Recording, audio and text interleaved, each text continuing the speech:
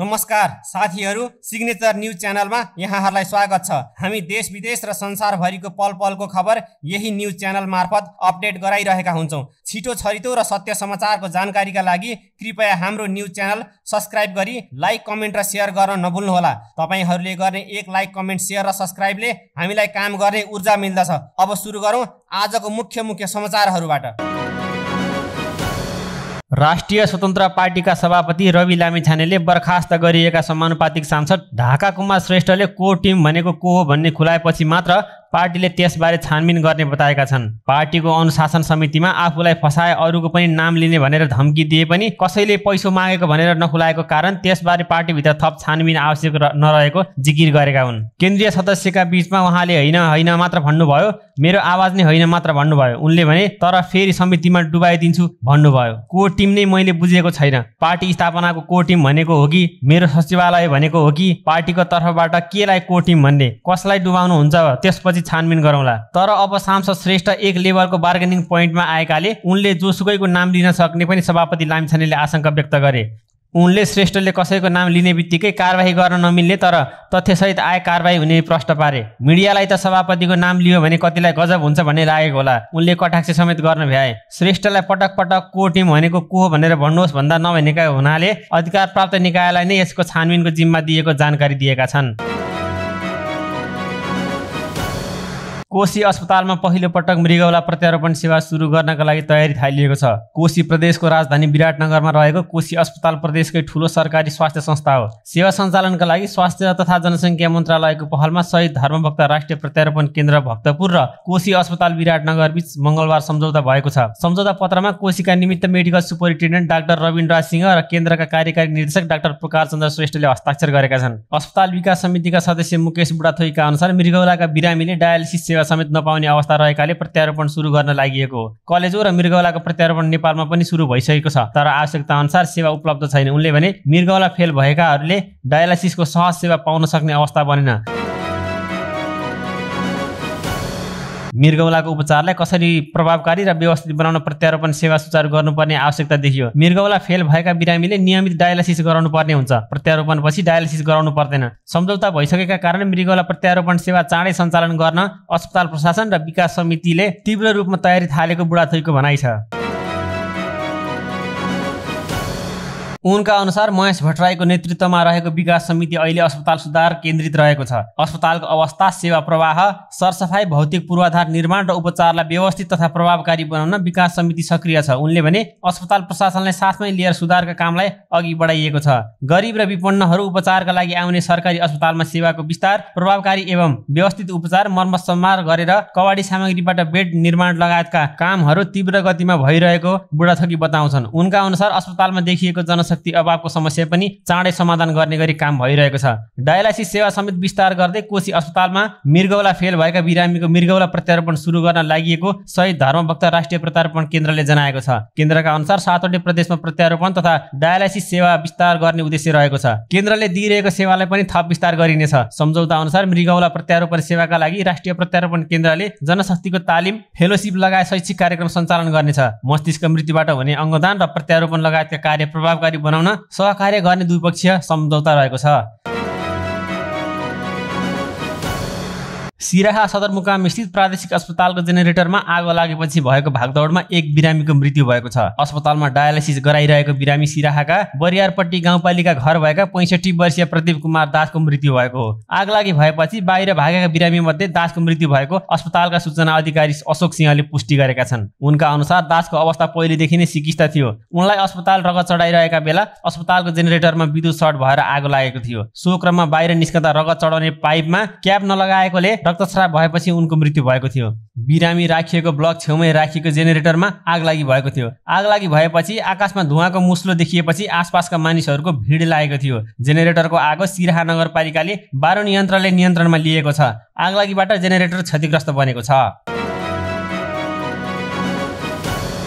राष्ट्रिय स्वतन्त्र पार्टीले डाक्टर ढाकाकुमार श्रेष्ठको साधारण सदस्यता खारेज गरेपछि उनको ठाउँमा बिन्दवासिनी कंसाकारलाई सांसद बनाउने भएको छ। बुधबार बसेको पार्टीको केन्द्रीय समितिको बैठकले डाक्टर श्रेष्ठको साधारण सदस्यता खारेज गरेको हो। पार्टीको सदस्य नरहेपछि श्रेष्ठको सांसद पद पनि रहने छैन। समानुपातिक पद्धतिबाट निर्वाचित भएकाले राष्ट्रिय स्वतन्त्र पार्टीले श्रेष्ठको ठाउँमा अर्को व्यक्तिलाई संसदमा पठाउन पाउनेछ। सभापति रवि लामिछानेले श्रेष्ठको ठाउँमा मकवानपुरकी कंसाकारलाई सांसद बनाउने निर्णय भएको पत्रकार सम्मेलनमा जानकारी दिएका छन्। कंसाकारलाई राष्ट्रपालले 2 महिना अघि केन्द्रीय सदस्यमा मनोनित गरेको थियो। उनीमाथि 10 वर्ष अगाडि एसिड आक्रमण भएको थियो। उनीमाथि एसिड छ्याप्ने पुरुषलाई प्रहरीले घटना भएको 6 वर्षपछि पक्राउ गरेको थियो। साल ट्रेडिङ कर्पोरेसन लिमिटेडको अध्यक्ष पदमा प्रदीपलाल श्रेष्ठ नियुक्त भएका छन्। उनलाई चैत 26 गते बसेको सञ्चालक समितिको बैठकले चयन गरेको हो। श्रेष्ठले विगत 8 वर्षदेखि कर्पोरेसनको सञ्चालकको रूपमा आफ्नो कार्य गर्दै आएका थिए। उनले मोरङ सुगर मिल लिमिटेडको सञ्चालक समितिको अध्यक्षको रूपमा पनि योगदान गर्दै आएका छन्। कर्णाली प्रदेशका मुख्यमन्त्री राजकुमार शर्माले तेस्रो पटक वैशाखको पहिलो साता विश्वासको मत लिने तयारी थालेका छन्। प्रमुख सत्ता साझेदार दल नेकपा एमाले समर्थन फिर्ता लिएपछि मुख्यमन्त्री राजकुमार शर्माले तेस्रो पटक विश्वासको मत लिनुपर्ने भएको हो।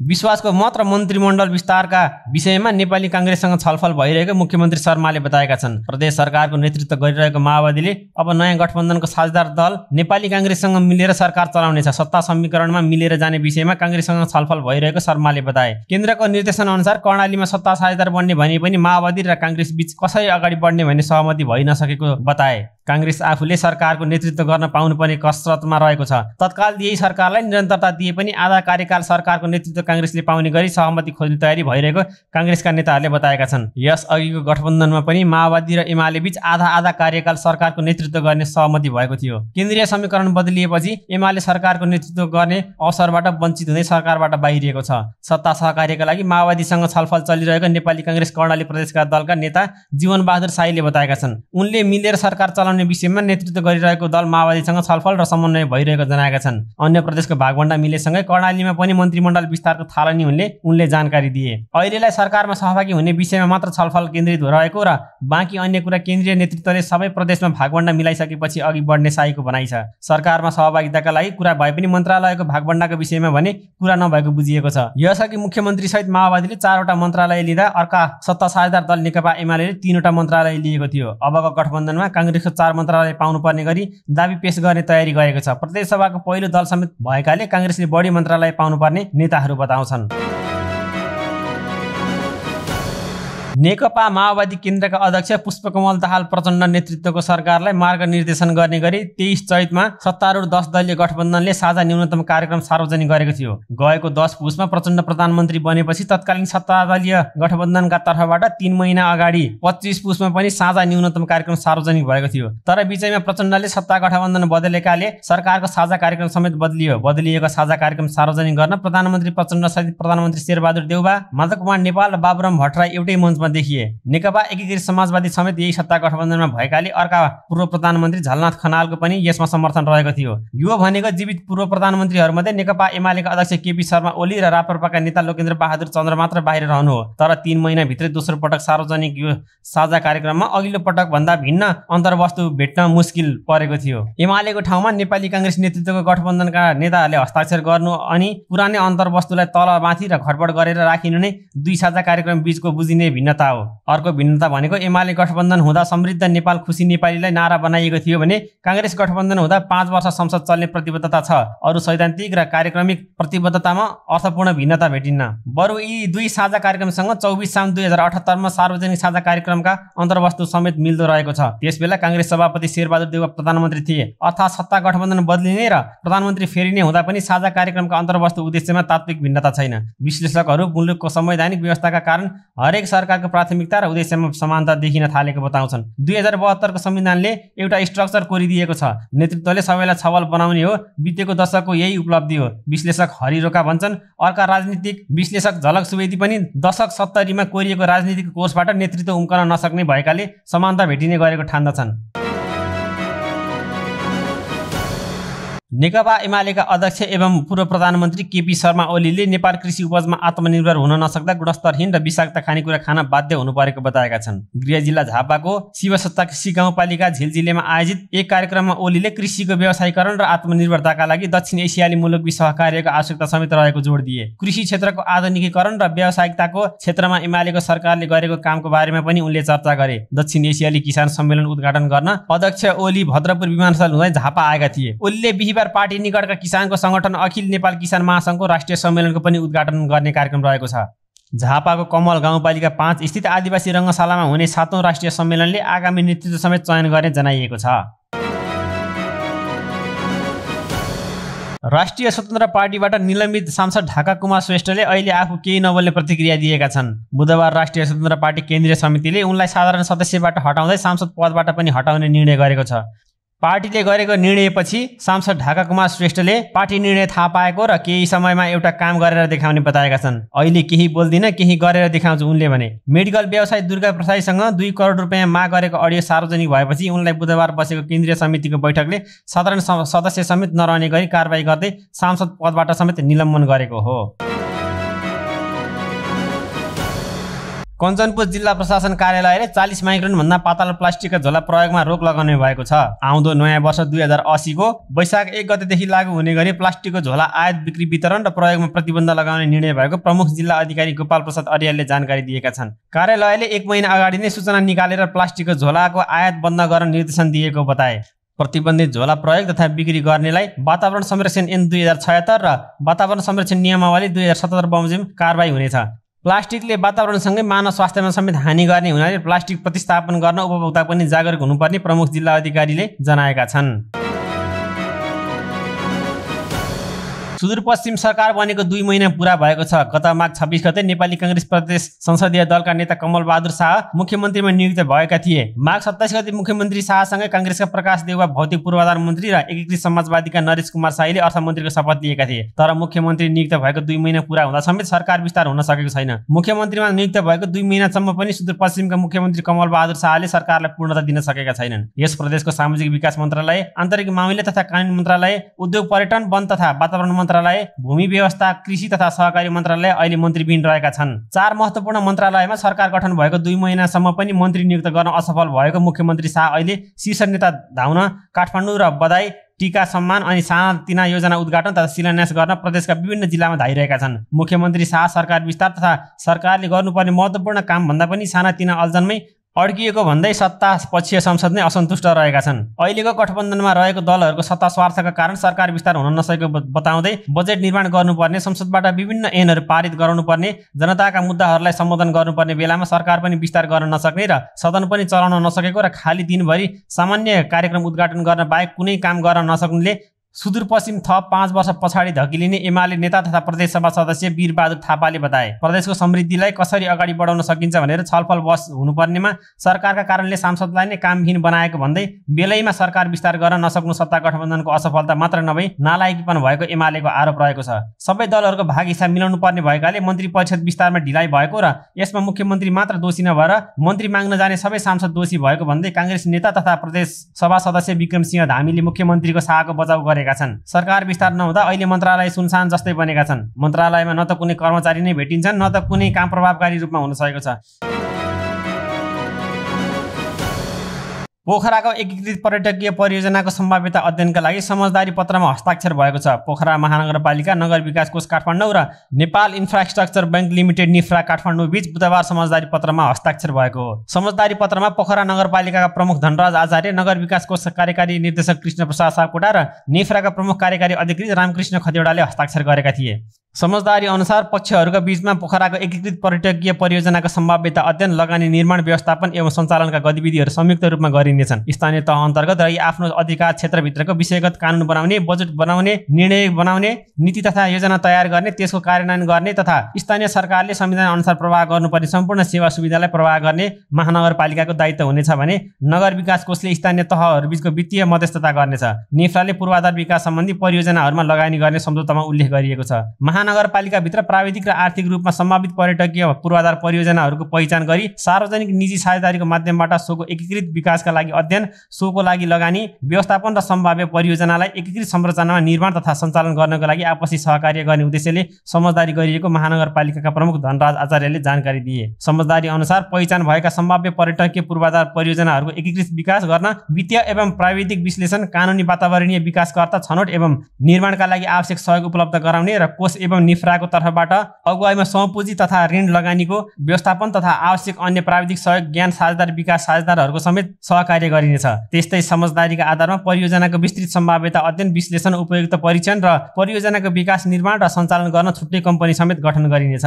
महानगरपालिकाले प्रस्तावित परियोजनाहरूको पहिचान, विकास, एकीकरण तथा कार्यान्वयन गर्ने प्रायोजनका लागि विभिन्न निकायहरूसँग आवश्यक समन्वय गर्नेछ। परियोजनाको लागि आवश्यक पर्ने जग्गा प्राप्तिमा निर्णायक भूमिका खेल्ने एकीकृत योजनालाई स्थानीय सरकार, प्रदेश सरकार र संघीय सरकारसँग स्वीकृति गरी परियोजनालाई अगाडि बढ्ने वातावरण सिर्जना गर्ने, परियोजना विकासको क्रममा सरकारवालाहरूसँग हुन सक्ने विवाद समाधानका लागि आवश्यक सहजीकरण गरी विवाद साम्य पार्ने, परियोजना सुरुवात गर्ने क्रममा कोष तथा निफ्रालाई परियोजनाको वित्तीय तथा प्राविधिक अध्ययन, विश्लेषण र विकासकर्ता छनौटमा आवश्यकता अनुसार संलग्न सहभागी गराउने कार्य पोखरा महानगरपालिकाले गर्नेछ। कोषले भने परियोजनालाई पूर्णता दिन आवश्यक पर्ने स्रोत सुनिश्चित गर्न, परियोजनाको प्रारम्भिक अवस्थादेखि नै आफै वा परामर्शदाता मार्फत परियोजनाहरूको सम्भाव्यता, वित्तीय तथा प्राविधिक विश्लेषण र विकासकर्ता छनौटका लागि आवश्यक सहयोग प्रदान गर्ने कार्यमा संलग्न हुनेछ। एमाले निकट लोकतान्त्रिक आदिवासी जनजाति महासंघले कोशी प्रदेश नामाकरण तत्कालीन प्रदेश सभाको 2/3 भन्दा बढी मतले गरेको भन्दै उशृङ्खल गतिविधि नगर्न चेतावनी दिएको छ। महासंघका अध्यक्ष पासाङ शेर्पाले एक विज्ञप्ति जारी गर्दै नामाकरणको विरोधमा गतिविधि गर्ने क्रममा एमालेका प्रदेश सभा सांसद तथा मुख्यमन्त्रीलाई गरिएको भौतिक आक्रमण, सार्वजनिक गाली बेइज्जती तथा अभद्र व्यवहार खेदजनक भएको र यसप्रति महासंघको गम्भीर ध्यानाकर्षण भएको जनाएका छन्। प्रदेशको नामाकरण गर्दा किराँत सभ्यताको पहिचान जनित नामाकरण गरियोस् भन्ने आन्दोलनरत समुदायको भावनाप्रति महासंघको सम्मान रहेको जनाएको छ। महासंघले आन्दोलनका नाममा हुने प्रदेश सभा सांसदहरूमाथि आक्रमण, गाली बेइज्जती तथा अभद्र व्यवहार जस्ता कार्यहरू तुरुन्त बन्द गर्न आग्रह गरेको हो।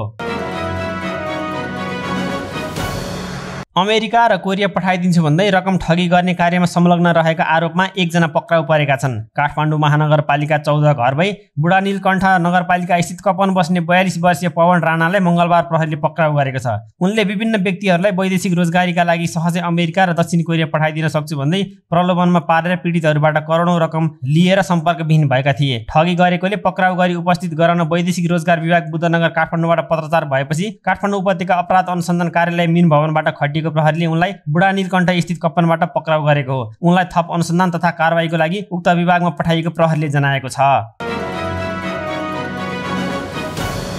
संघीय संसद राष्ट्रिय सभाको बैठकको दिन र समय परिवर्तन गरिएको छ। बिहिबार अपराह्न 1 बजे बस्ने भनिएको राष्ट्रिय सभाको बैठक विशेष कारणवश वैशाख 4 गतेका लागि सारिएको संसद सचिवालयले जनाएको छ। मिति 2069 साल चैत 30 गते बिहिबार अपराह्न 1 बजे बस्ने गरी निर्धारण गरिएको राष्ट्रिय सभाको बैठक विशेष कारणवश तोकिएको दिन र समयमा बस्न नसक्ने भएकाले राष्ट्रिय सभा नियमावली 2075 को नियम 6 को उपनियम 3 बमोजिम 2080 साल वैशाख 4 गतेका लागि समय निर्धारण गरिएको छ। आज जारी सूचनामा लेखिएको छ।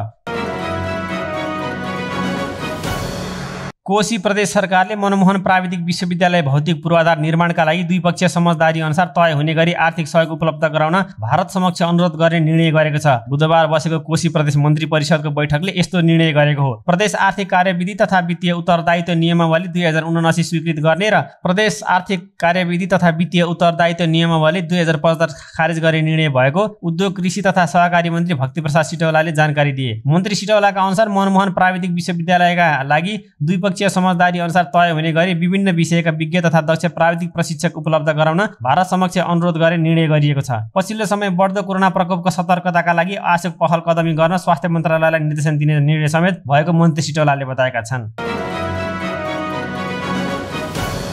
काभ्रे पलाञ्चोक स्थित अरण्यको राजमार्ग अन्तर्गतको धुलीखेल खावा सडक खण्ड विस्तारको जिम्मा लिएको गौरी पार्वती निर्माण सेवा प्रणालीलाई निर्माणको कामलाई निरन्तरता दिन आजदेखि 7 दिनको म्याद दिएको छ। सडक डिभिजन कार्यालय भक्तपुर र निर्माण कम्पनी बीच 22 महिना सडक विस्तार एवं स्तरोन्नति काम सक्ने गरी 2079 जेठ 20 गते सम्झौता गरिएको थियो। 4 किलोमिटर सडक खण्ड विस्तार एवं निर्माण सुरु भएको 10 महिना बितिसक्दा 10% मात्रै काम गरी रोकेपछि सडक डिभिजन कार्यालय र जिल्ला प्रशासन कार्यालय तथा जिल्ला स्थित जनप्रतिनिधिले कामलाई निरन्तरता दिन आजदेखि 7 दिनको म्याद दिएका हुन्। निर्माण कार्य अलपत्र अवस्थामा रोक्दा उक्त सडक खण्डमा यात्रुले निकै शास्ति खेप्दै आएका छन्। सडक डिभिजन कार्यालय भक्तपुरका प्रमुख मेघराज मरासिनीले सडक निर्माण सुरु भएको 47% समय बितिसक्दा 10% मात्रै काम भएको बताए। उनका अनुसार मंगलबार जिल्ला प्रशासन कार्यालय धुलीखेलमा भएको सरकारवालाहरू बीचको छलफलमा 1 हप्ताभित्र सडक निर्माणले गति नलिए निर्माण कम्पनीलाई ठेक्का नै खारेज गर्न सक्ने सम्मको चेतावनी दिएको छ। पटक पटक लिखित तथा मौखिक ताकेता गर्दा पनि ठेकेदार सम्पर्कमा नआएकोले बाध्य भई यसअघि 3 दिन स्पष्टीकरण सोधेका थियौं।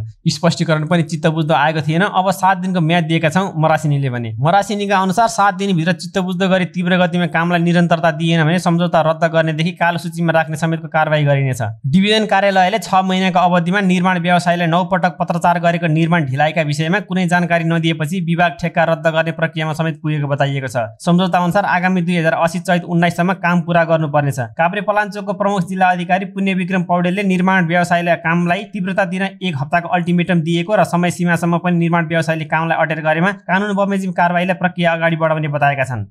उक्त सडक खण्ड विस्तार एवं स्तरोन्नतिका लागि व्यवसायीसँग 20 करोड 19 लाखमा सम्झौता गरिएको थियो। सडकमा गुड्ने मालवाहक सवारीको भार वहन क्षमतालाई मध्यनजर गर्दै बलियो बनाउन कार्यालयले नेपालमा नै पहिलो पटक ग्राभेलमाथि 20 सेन्टिमिटर बाक्लो सिमेन्ट मिसाइएको बेस हाल्ने तथा 2 चरणको कालोपत्रे डिबिएम र आसफाल कालोपत्र गर्ने कार्यालयले जनाएको छ। साँघुरो सडकका कारण वर्षेनी ट्राफिक जाम बढ्दै गएपछि उक्त सडक खण्ड विस्तार गर्न लागि हो। निर्माण व्यवसायीले सडक विस्तार गर्नका लागि केही रुख काट्नुपर्ने र सडकमा पर्ने विद्युतको पोल स्थानान्तर गर्नुपर्ने कारण देखाउँदै निर्माणको काम 1 महिना देखि रोकेको हो। केही वर्षदेखि जीर्ण बन्दै आएको धुलीखेल खावा सडक खण्डलाई 12 मिटरको फराकिलो बनाई कालोपत्रे गर्न लागि थियो। उक्त सडक हुँदै उत्तरी नाका तातोपानी पुग्ने गरिन्छ। यही सडक काभ्रेपलाञ्चोकबाट सिन्धुपाल्चोक, रामेछाप, दोलखा लगायतका विभिन्न ठाउँबाट आवजावतका लागि प्रयोग हुन्छ।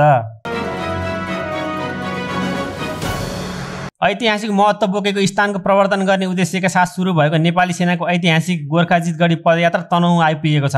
पृथ्वीनारायण शाहले राज्य एकीकरणको क्रममा प्रयोग गरेको पदमार्गको प्रचार प्रसार गर्दै कोट गढी किल्लाहरूको संरक्षण गर्ने र इतिहासबारे सर्वसाधारणलाई जानकारी गराउने उद्देश्यसहित सुरु भएको गोर्खाजित गढी एकीकरण पदयात्रा टोली आज तनहुँ आइपुगेको हो। गोर्खा दरबारबाट सुरु भएको पदमार्ग पालुङटार सतीघाट हुँदै तनहुँ आइपुगेको हो। रिपुवर्धन गणले सतीघाटबाट भानु नगरपालिका स्थित रुरु भैरव दल गणलाई पदयात्राको झण्डा हस्तान्तरण गरेको छ। पदयात्रा टोली आज तनहुँको भानुमा बस्नेछ।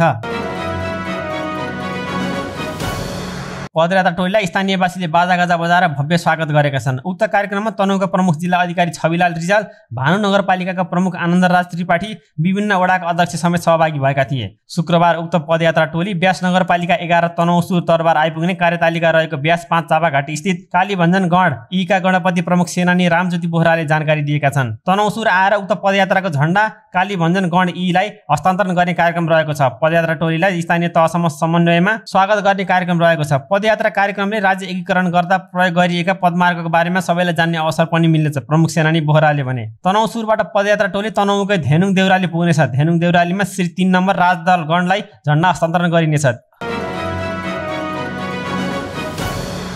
आर्थिक रूपमा सङ्कटग्रस्त श्रीलङ्काले चीनमा 1 लाखसम्म लोपोन्मुख बाँदर निर्यात गर्ने बारे विचार गरिएको कृषि मन्त्रीले बताएका छन्। लोपोन्मुख छोटो पुच्छर भएका बाँदर श्रीलङ्कामा प्रशस्त रूपमा पाइने बाँदर हो। यसलाई अन्तर्राष्ट्रिय प्रकृति संरक्षण सङ्घ IUCN ले सङ्कटापन्न वन्यजन्तुको रूपमा वर्गीकृत गरेको छ। श्रीलङ्काले लगभग सबै जीव जनावरहरूको निर्यातमा प्रतिबन्ध लगाएको छ। देश स्वतन्त्र भएपछि सबैभन्दा खराब आर्थिक सङ्कटको सामना गरिरहेको यो एसियाली मुलुकले प्रस्तावित बिक्रीबाट कमजोर अर्थतन्त्रमा योगदान हुने बताएको छ। बिक्रीको लागि सार्वजनिक गरिए पनि बाँदरलाई कति मूल्य लिएर दिने भन्ने आर्थिक विवरण भने उपलब्ध गराइएको छैन। कृषि मन्त्री महेन्द्र अमरवीराले भने उनीहरूले चीनमा रहेको 1000 भन्दा बढी चिडियाखानाका लागि बाँदर चाहेका छन्। मैले अनुरोधको अध्ययन गर्न र हामी यो कसरी गर्न सक्छौँ भनेर हेर्नको निम्ति एक समिति गठन गरेको छु। बाँदरले कृषिबालीलाई क्षति पुर्याउने र यिनीहरूको संख्या अत्याधिक भएका कारण श्रीलङ्काका कृषकहरूको सतर्क रूपमा बाँदरलाई लिने गरिन्छ। तिनीहरूले अन्नको खोजीमा बालीनाली नष्ट गर्छन्, गाउँहरूमा आक्रमण गर्छन् र कहिलेकाहीँ मानिसलाई समेत आक्रमण गर्छन्। श्रीलङ्काले यस वर्ष बाँदरका 3वटा प्रजातिका साथै मयूर र जङ्गली बँदेल लगायत थुप्रै प्रजातिलाई संरक्षित सूचीबाट हटाएको छ।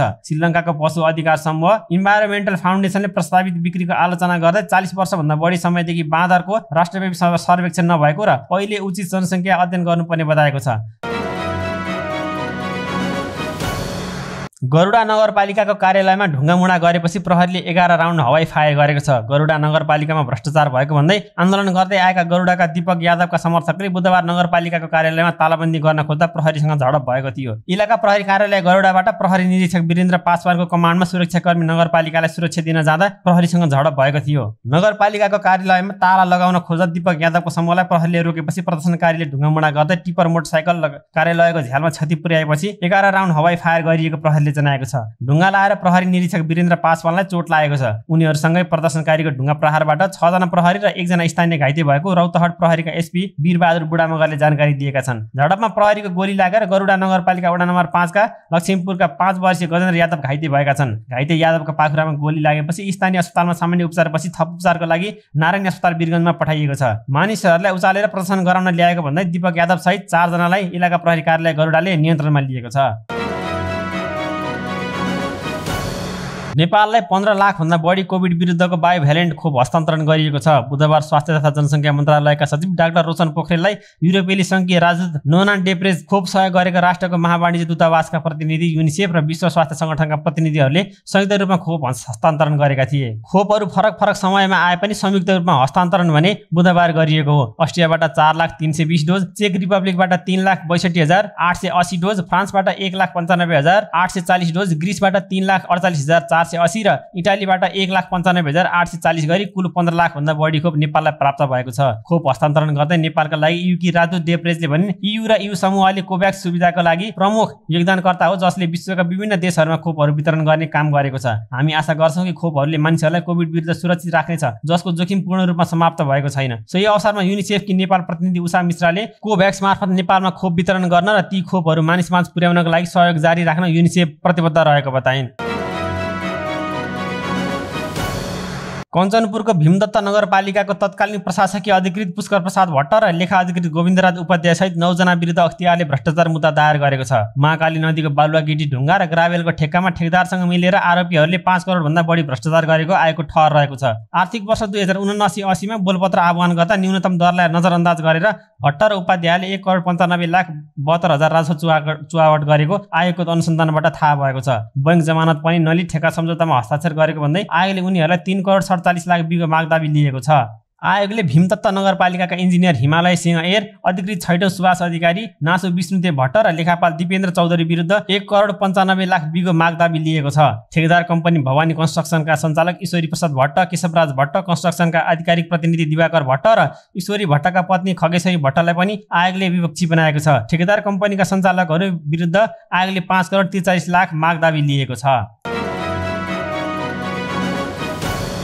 प्रधानमन्त्री पुष्पकमल दाहाल प्रचण्डले आज मन्त्री परिषद विस्तार गर्ने तयारी गरेका छन्। प्रधानमन्त्री प्रचण्डले हालसम्म सरकारलाई पूर्णता दिन सकेको छैनन्। सरकारलाई पूर्णता दिन नसकेको भन्दै आलोचना भइरहेको बेला बिहीबार प्रचण्डले मन्त्री परिषद विस्तार गर्ने तयारी गरेका हुन्। पुस 10 गते एमालेको समर्थनमा प्रधानमन्त्री भएका प्रचण्डले राष्ट्रपति निर्वाचनपछि गठबन्धन फेरेर नेपाली कांग्रेस सहितका गठबन्धनमा आएका थिए। त्यसपछि प्रचण्डले गत शुक्रबार मन्त्री परिषद विस्तार गरे पनि सबैभन्दा ठूलो दल नेपाली कांग्रेसले नै आफ्नो भागमा परेको सिट संख्या अनुसार मन्त्री बन्नेहरूको नाम नपठाएपछि सरकारले पूर्णता पाउन सकेको थिएन। यसैबीच नेपाली कांग्रेसले आफ्नो पार्टीको तर्फबाट मन्त्री बन्नेहरूको नाम टुङ्गो लगाएपछि प्रचण्डले बिहीबार सरकारले पूर्णता दिने सम्भावना रहेको जनाइएको छ।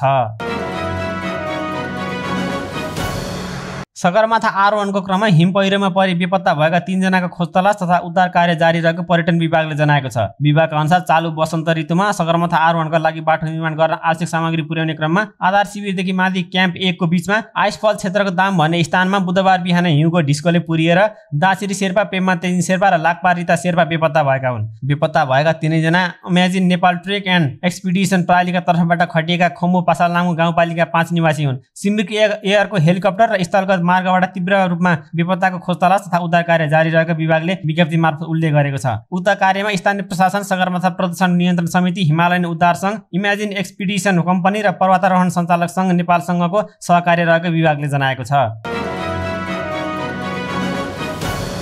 क्यान्सर पीडित बालबालिकाहरूको उपचारमा सहयोग पुर्याउन मोरङको बुढीगङ्गामा आउँदो वैशाख 1 गते च्यारिटी इभेन्ट हुने भएको छ। रेवन्त रुक्मिणी मेमोरियल फाउन्डेसनद्वारा स्थापित बालबालिका क्यान्सर कोषमा सहयोग जुटाउन च्यारिटीको रूपमा साङ्गीतिक कार्यक्रम हुने भएको हो। नयाँ वर्ष 2080 को अवसर पारेर बुढीगङ्गा 2 स्थित विराट शिक्षण अस्पतालको मैदानमा कार्यक्रम गर्न लागि आयोजकले जनाएको छ। विराट शिक्षण अस्पताल अन्तर्गतको विराट क्यान्सर इन्स्टिच्युटमा बुधबार पत्रकार सम्मेलन गर्दै आयोजक ब्लू स्काई इभेन्ट्सले कार्यक्रमबारे जानकारी दिएको छ। कार्यक्रमबाट सङ्कलित रकम क्यान्सर रोगसँग लडिरहेका बालबालिकाको उपचारमा खर्च हुने आयोजक संस्थाका सहसंस्थापक एवं विराट ग्रुपका भाइस चेयरम्यान डाक्टर निकिता कार्कीले बताए। पैसाको अभावमा उचित उपचारबाट वञ्चित भएका बालबालिकाको लागि सहयोग पुर्याउनको लागि कार्यक्रम आयोजना गर्न लागेको उनले जानकारी दिए। विराट क्यान्सर इन्स्टिच्युट स्थापना गरेर हामीले क्यान्सर रोगको सम्पूर्ण उपचार सुरु गरिसकेका छौँ, तर उपचारमा मुख्य कठिनाइ बालबालिकाको क्षेत्रमा छ। पैसा नभएर धेरैले उपचार पाउन सकेका छैनन्। उनले भने सोही अवस्थालाई दृष्टिगत गर्दै कोषमा सहयोग बापतको केही रकम जुटाउन हामीले यो पहल गरेका हौँ। काठमाडौँ बाहिर हामीले पहिलोपटक यस प्रकृतिको कार्यक्रम आयोजना गर्दैछौँ। चैत दोस्रो सातादेखि क्यान्सरको सम्पूर्ण उपचार सुरु गरेको अस्पतालमा हाल 12 जनाले रेडिएसन सेवा लिइरहेका छन्। पछिल्लो 1 वर्षमा 1000 बढी सेवाग्राहीले किमोथेरापी सम्बन्धी सेवा प्राप्त गरेका छन्। स्थानीय स्तरमा क्यान्सरको सम्पूर्ण उपचार सम्भव भएपछि सेवाग्राहीको बाहिर जानुपर्ने अवस्थाको अन्त्य समेत भएको छ। सरकारले पनि सहुलियत दिने भएपछि सेवाग्राहीलाई केही हदसम्म सहजता थपिएको छ। क्यान्सर रोगको उपचारमा सरकारले दिने 1 लाखसम्मको सहुलियत पर्याप्त नभएकाले पनि निजी क्षेत्रबाट पहल गर्नु परेको आयोजकले जनाएको छ। आयोजकका अनुसार क्यान्सर रोगको सामान्य उपचार पनि 10 देखि 15 लाख रुपियाँसम्म खर्च हुन्छ। किमोदेखि रेडिएसन थेरापीसम्म आइपुग्दा निम्न वर्गीय परिवारले समेत उपचार खर्च धान्न सक्दैनन्। सोही विषयलाई मध्यनजर गर्दै च्यारिटीका लागि कार्यक्रम आयोजना गर्न लागेको विराट शिक्षर अस्पतालका कम्युनिकेसन एन्ड मार्केटिङ डाइरेक्टर तथा ब्लू स्काई इभेन्टका सहसंस्थापक आवास श्रेष्ठले बताए। कार्यक्रममा the Smriti band, Shreesha band र काठमाडौँको डीजे एलेक्स को प्रस्तुति रहने आयोजकले जनाएको छ। आयोजकका अनुसार कार्यक्रम 1000 भन्दा बढी दर्शकको सहभागिता रहनेछ। कार्यक्रमका लागि हाल टिकट बिक्री धमाधम भइरहेको जनाइएको छ। भारतसहित विदेश स्थित नेपालीलाई मताधिकार र समानुपातिक प्रतिनिधित्वको माग गर्दै अन्तर्राष्ट्रिय नेपाली एकता समाजले प्रधानमन्त्री पुष्पकमल दाहाल प्रचण्डलाई ज्ञापन पत्र बुझाएको छ। अन्तर्राष्ट्रिय नेपाली एकता समाजको अध्यक्ष शक्तमान बुढाथोकी समेतको टोलीले बुधबार ज्ञापन पत्र बुझाएको हो। ज्ञापन पत्रमा आगामी चुनावमा विदेश स्थित नेपालीको मताधिकार र समानुपातिक प्रतिनिधित्वको व्यवस्था हुनुपर्ने, नयाँ देशसित श्रम सम्झौता थालनी गरिनुपर्ने, श्रम सहचारीको नियुक्ति तथा निजको भूमिका प्रभावकारी बनाइनुपर्ने, स्वदेशमै रोजगारी व्यवस्थापनका साथै वैदेशिक रोजगारलाई आवधिक बनाइनुपर्ने, सरकारले नै वैदेशिक रोजगारी सञ्चालन गर्नुपर्ने, वैदेशिक रोजगारीका अनियमितता रोक्न कडा कदम उठाइनुपर्ने र त्यसमा द्रुत संयन्त्र बनाइनुपर्ने माग गरिएको छ। त्यसैगरी ज्ञापनमा वैदेशिक रोजगारीमा गएका महिला कामदारको सेवा सुविधा र सुरक्षाको ग्यारेन्टी गरिनुपर्ने, भारतसहित नेपालसित सन् 1950 को सन्धि अनुसार राष्ट्रिय व्यवहार गरिनुपर्ने, योगदानमाथि आधारित सामाजिक सुरक्षा योजनामा सरकारले योगदान थप्दै थप आकर्षक बनाइनुपर्ने, विदेशबाट पासपोर्ट नवीकरणलाई छिटो र सरलीकरण गर्दै कारणवश पासपोर्ट हराउँदा चरको शुल्क लिन बन्द गर्नुपर्ने, नेपालका विमानस्थलमा गैर व्यावसायिक वस्तुमा दिने भनिएको कर छुटलाई कार्यान्वयन गरिनुपर्ने र मलेसियामा नेपाली कामदारमाथिको चोरी, ठगी, लुटपाट रोक्न ठोस व्यवस्था गरिनुपर्ने माग गरिएको छ। प्रतिनिधि मण्डलमा राष्ट्रिय जनमोर्चाका अध्यक्ष चित्रबहादुर केसी, उपाध्यक्ष दुर्गा पौडेल, अन्तर्राष्ट्रिय नेपाली एकता समाजका केन्द्रीय सदस्य तथा कार्यालय सचिव प्रकाश थापा मगर, अन्तर्राष्ट्रिय नेपाली एकता समाजकै पूर्व केन्द्रीय सदस्य आनन्द शर्मा, मूलप्रवाह अघिल भारतीय नेपाली एकता समाजकी पूर्व महासचिव हरिकान्त शर्मा र राजामोह केन्द्रीय सदस्य घनश्याम नेउपाने समेतको सहभागिता थियो। कैलालीको मालाखेती अस्पतालमा प्रसुतिका क्रममा मृत्यु भएकी सुत्केरी महिला र शिशुको शव आफन्तले बुझेका छन्। बुधबार इलाका प्रहरी मालाखेतीमा पीडित पक्ष गोदावरी नगरपालिकाका जनप्रतिनिधि र छानबिन समितिबीच सहमति भएपछि आफन्तले महिला र शिशुको शव बुझेका हुन्। नवजात शिशुसहित मृतक लक्ष्मी भट्टराईका छोरा आयुष भट्टराईले कक्षा 12 सम्म आवश्यक शिक्षा दिलाउने, परिवारलाई 5 लाख नगरपालिकाले उपलब्ध गराउने सहमति भएको जिल्ला प्रशासन कार्यालय कैलालीका सूचना अधिकारी शिवराज जोशीले जानकारी दिए। जोशी छानबिन समितिका सदस्य पनि हुन्। छानबिन समितिको प्रतिवेदनपछि थप कारबाही प्रक्रिया अघि बढ्ने उनले जानकारी दिए। सोमबार बिहान गोदावरी नगरपालिका वडा नम्बर 2 अत्तरिया बस्ने 28 वर्षीय लक्ष्मी भट्टराई र उनको नवजात शिशुको अस्पतालमा मृत्यु भएको थियो। मृतकका आफन्तहरूले डाक्टरको लापरवाहीका कारण लक्ष्मीको मृत्यु भएको भन्दै आन्दोलित भएका थिए।